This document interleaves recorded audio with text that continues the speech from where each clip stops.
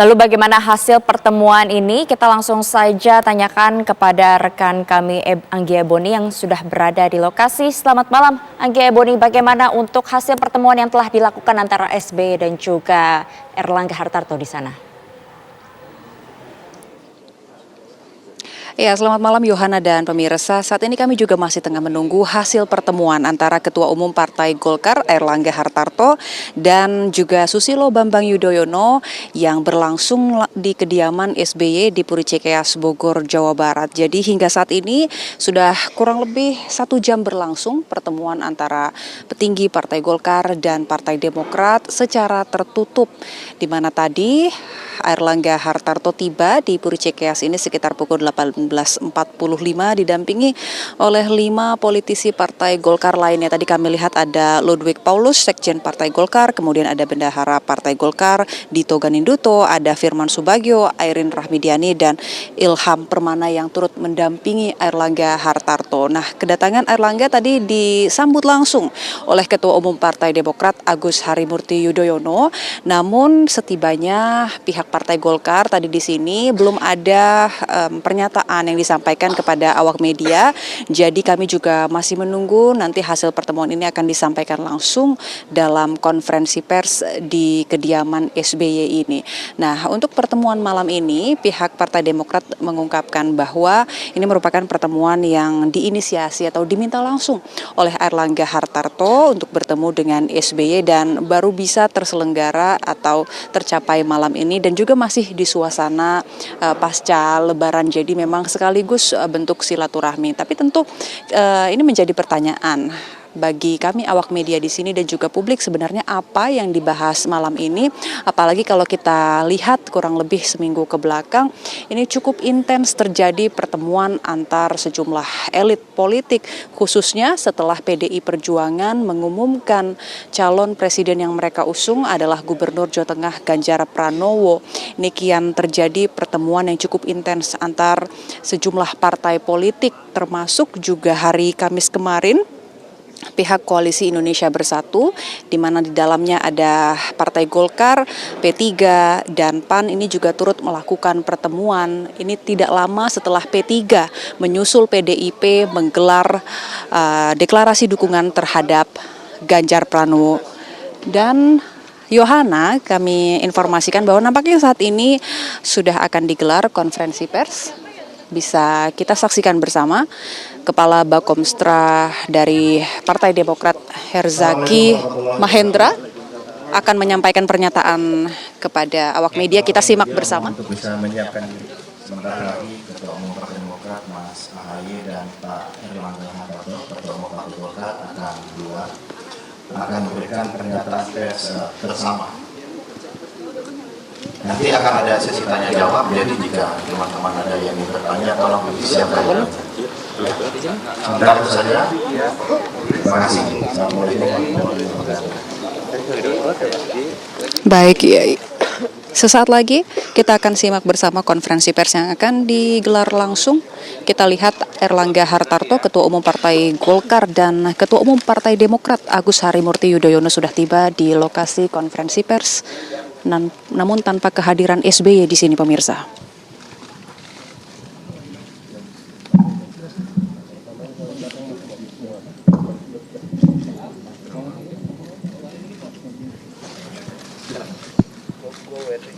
Bismillahirrahmanirrahim. Assalamualaikum warahmatullahi wabarakatuh. Selamat malam, salam sejahtera untuk kita semua. Yang saya hormati dan muliakan Bapak Erlangga Hartarto, Ketua Umum Partai Golkar, beserta jajaran pejabat teras pimpinan Partai Golkar. Terima kasih telah berkunjung ke kediaman Bapak Susilo Bambang Yudhoyono di Cikeas ini. Saya beserta para sahabat dari Partai Demokrat senang sekali karena masih dalam suasana Idul Fitri, kita bisa menyambung silaturahim halal bihalal dan tentunya mendiskusikan tentang berbagai hal, berbagai isu di negeri ini. Teman-teman wartawan yang saya muliakan, saya ingin menyampaikan bahwa tadi di perpustakaan Cikeas kami berdiskusi dan tentunya ini menunjukkan sebuah inisiatif yang baik antara dua partai yang memiliki kedaulatan dan independensi. Golkar dan Demokrat dari waktu ke waktu bukan hanya berdiskusi tapi juga bekerja sama. Dan tidak bisa kita melupakan kebersamaan 10 tahun dalam pemerintahan Presiden SBY ketika itu 2004 hingga 2014. Saya juga ingin mengucapkan terima kasih atas inisiatif Bapak Ketua Umum Golkar, Bapak Airlangga Hartarto, yang sebelumnya sudah menyampaikan ingin berkunjung, ingin bersilaturahim, tapi mohon maaf karena kesibukan Bapak SBY dan juga baru saja kembali dari luar kota, maka baru bisa dilakukan malam hari ini. Saya juga ingin menyampaikan kepada teman-teman, mengingat Bapak SBY kendati beliau adalah orang tua dan juga tokoh di negeri ini, tetapi juga masih memiliki status sebagai Ketua Majelis Tinggi Partai Demokrat. Dan Pak Airlangga ini adalah Ketua Umum Partai Golkar. Oleh karena itu tentu dengan semangat yang baik, Pak SBY akhirnya meminta saya untuk mendampingi beliau beserta dengan sejumlah pejabat di Dewan Pimpinan Pusat Demokrat. Oleh karena itu saya ingin menyampaikan bahwa tadi diskusinya berjalan dengan baik, walaupun tentu Pak SBY yang sudah mandi toratu setelah 3 tahun terakhir ini untuk day-to-day politics-nya sudah saya jalankan beserta generasi yang lebih muda lagi di Demokrat. Karena beliau tentunya saat ini sangat menikmati aktivitasnya sebagai pelukis. Jadi tadi Pak Airlangga, Pak Ludwig, dan Pak Dito dan teman-teman lain bisa melihat juga lukisan-lukisan Pak SBY yang juga bisa dinikmati nanti di museum yang sedang dibangun di Pacitan. Tapi juga aktif sebagai pembina klub bola Lavani, alhamdulillah menjadi juara kembali Proliga 2 tahun berturut-turut, back to back 2022 dan 2023 tahun ini. Sehingga tadi beliau lebih pada gagasan-gagasan besar karena bagaimanapun beliau terus terpanggil dan ingin terus menghadirkan pemikiran-pemikiran termasuk solusi-solusi yang baik untuk negeri kita. Tadi cukup banyak hal yang kita bicarakan, Pak Airlangga nanti bisa menambahkan tentunya berbagai isu dari bagaimana kita ingin menghadirkan perubahan yang lebih baik untuk negeri kita dari berbagai aspek, tentunya ekonomi, kesejahteraan, keadilan, hukum, dan juga demokrasi.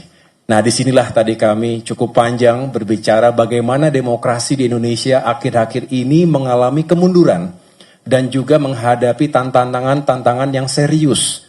Sistem politik yang kemudian dicoba diutak-atik untuk mengubah sesuatu yang sebetulnya tidak perlu diubah. Contoh, bagaimana sistem pemilu yang sampai saat ini juga masih menyisakan tanda tanya besar. Saya ingat sekali Pak Airlangga ketika itu berinisiatif bersama dengan para pimpinan partai politik lainnya. Kita berkumpul di Dharma Wangsa ketika itu dan sampai dengan hari ini isu itu belum jelas seperti apa endingnya. Sistem proporsional terbuka atau tertutup. Kita tidak ingin demokrasi kita mundur jauh ke belakang karena perubahan sistem yang sangat fundamental ketika tahapan-tahapan pemilu sudah dijalankan. Ini sebetulnya keluar dari akal sehat kita. Dan marilah kita masih terus berusaha untuk mengawal agar jangan sampai terjadi perubahan yang tidak kita harapkan bersama. Ketika hak rakyat dirampas dari sistem demokrasi kita.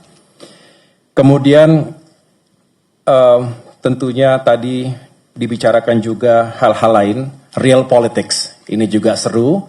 Tentunya tadi kita berdiskusi tidak mungkin semuanya kita sampaikan di sini, tetapi tentu kita menyikapi konstelasi politik terkini 1 minggu, 2 minggu terakhir ini luar biasa kita ikuti di media massa.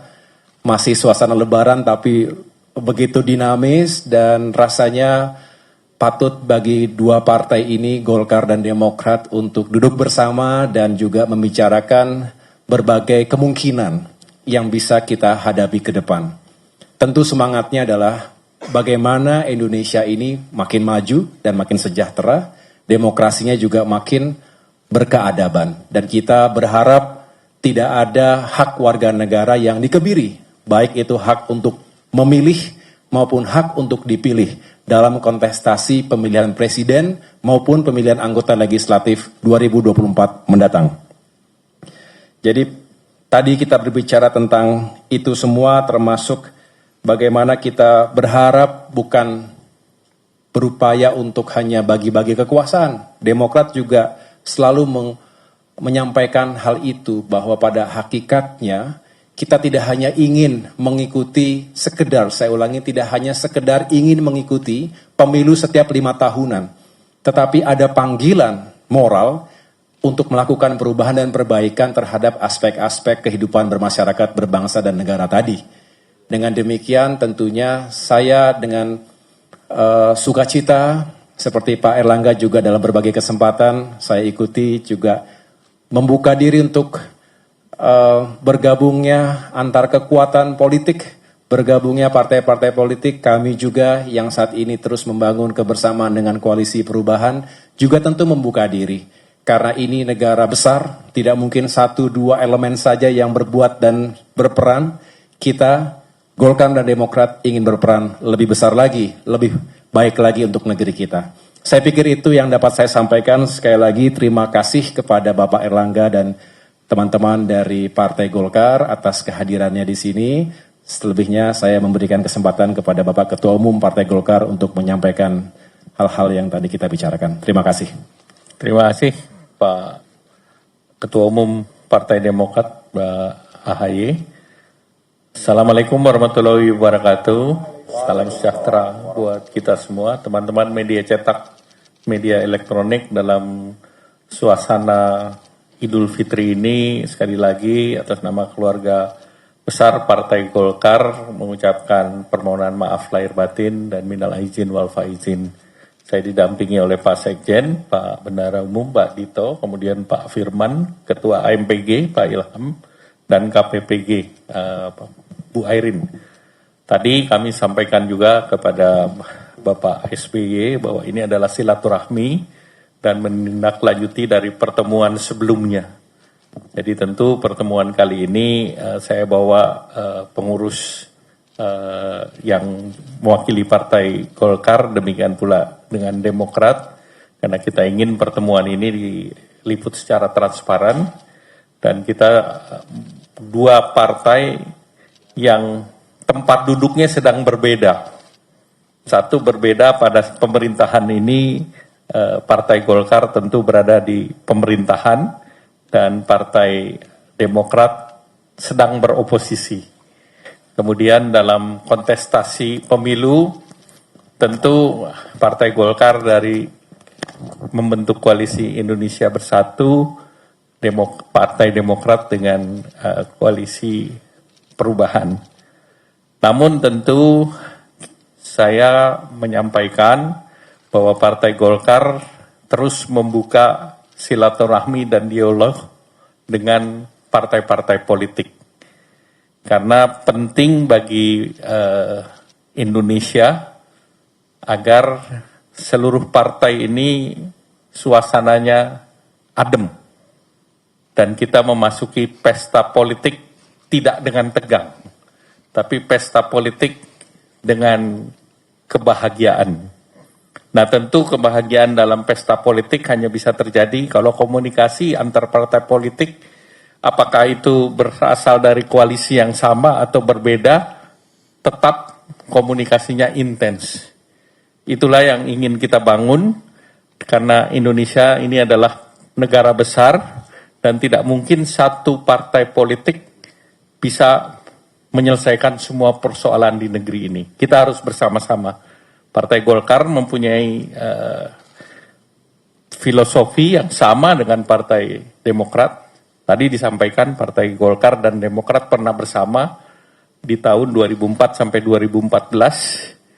Dan tentu kebersamaan itu mempunyai sejarah yang sama-sama kita pahami bersama dan punya pengertian. Dan ke depan Partai Golkar dan Partai Demokrat sepakat bahwa pemilu itu bukan the winner take it all. Artinya kita ini kan Indonesia Raya. Kita bukan seperti di Amerika. Demokrasi yang kebarat-baratan itu demokrasi yang the winner take it all. Sedangkan kita demokrasi Pancasila, jadi siapapun yang menang, mari kita bersama-sama membangun negeri. Sama seperti tadi pertandingan olahraga voli misalnya, begitu sudah ada yang juara, pembentukan tim nasional kan bukan dari juara itu sendiri, harus dibentuk sebuah tim. Nah kebetulan saya juga cabur olahraga wusu, jadi kita tahu apa yang namanya sportivitas, apa yang penting untuk menjadikan sebuah tim yang kuat, apalagi kita memasuki SEA Games, dan saya tahu bagaimana supaya Indonesia Raya dinyanyikan di dalam multi-event. Yang bisa menyanyikan Indonesia Raya hanya satu, presiden berkunjung ke negara lain, atau atlet mendapatkan emas di dalam multi-event. Nah, kita ingin politik nuansanya seperti itu. Sehingga kita betul-betul pesta politik yang berbahagia. Bukan pesta politik yang membelah bangsa ini menjadi dua. Karena yang paling kita khawatirkan, kalau bangsa ini terbelah dengan politik identitas, kalau di ekonomi ada istilah namanya scare, ada luka yang dalam. Demikian juga politik, ada scare, luka yang dalam, scar yang luka yang dalam, dan tidak dalam waktu dekat dia sembuh. Nah ini yang kita ingin tinggalkan. Mari kita bersama-sama, posisi tidak harus bareng, tidak harus dalam posisi sama, tapi yang paling sulit adalah dalam posisi berbeda, kita bertujuan yang sama untuk kemajuan dan kesejahteraan. Pertaruhan kita adalah 10 tahun ke depan. Indonesia masuk dalam bonus demografi yang akan berakhir di tahun 2038. Maka kesatuan politik pasca pemilu itu penting, tetapi persatuan politik pasca pemilu tidak bisa terjadi kalau tidak dirintis dari sekarang. Perbedaan kita hanya pada tanggal 14 Februari, pada saat masyarakat memilih, mencoblos. Sesudah itu kita kembali bersama-sama. Dan untuk itu banyak hal yang harus kita kerjakan bersama. Kita masih ada PR mengenai undang-undang di DPR. Kita masih punya PR terkait pemilihan terbuka tertutup yang sedang berproses di Mahkamah Konstitusi. Dan kami komit bahwa regulasi yang sudah ada, seperti juga di olahraga, tentu sebaiknya semua sesuai dengan apa yang sudah diatur sebelumnya. Kalau ada perubahan, tentu pada periode berikutnya kita bisa bersama-sama duduk kembali. Jadi itu beberapa hal yang tadi kita bahas, dan tentunya selanjutnya kita berharap bahwa pemilu bisa berjalan dengan baik, demokratis, dan lancar. Dan kita berharap KPU dan Bawaslu bisa menjadi wasit yang adil bagi kita semua. Demikian, terima kasih. Wassalamualaikum warahmatullahi wabarakatuh. Waalaikumsalam warahmatullahi wabarakatuh.